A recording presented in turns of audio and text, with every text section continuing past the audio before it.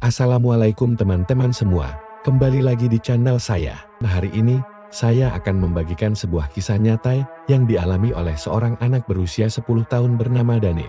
Semua bermula ketika Dani mulai memiliki kebiasaan begadang karena kecanduan game online. Dani mulai ketakutan ketika mendengar suara langkah kaki di sekitar tempat tidurnya. Padahal dia sendirian di kamar.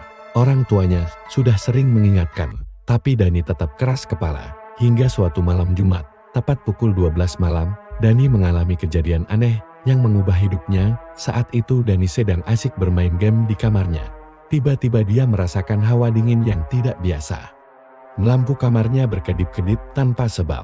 Anak-anak di bawah umur tidak boleh terjaga hingga larut malam, terutama di malam Jumat.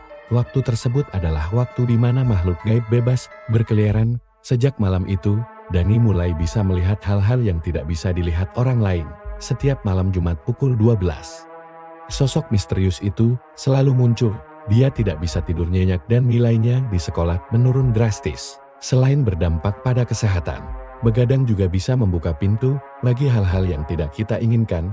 Orang tuanya khawatir dan membawa Dani ke orang pintar untuk meminta bantuan. Wujudnya sulit dijelaskan dengan kata-kata seperti bayangan hitam dengan mata merah menyala. Dani merasa hidupnya selalu diawasi perlahan-lahan. Penampakan sosok misterius itu mulai menghilang dari kehidupan Dani. Setelah dibacakan doa, orang pintar tersebut menjelaskan bahwa sosok itu sebenarnya ingin menyampaikan pesan penting. Sejak saat itu, Dani mulai mengubah kebiasaannya. Dia tidur lebih awal dan tidak lagi bermain game sampai larut teman-teman.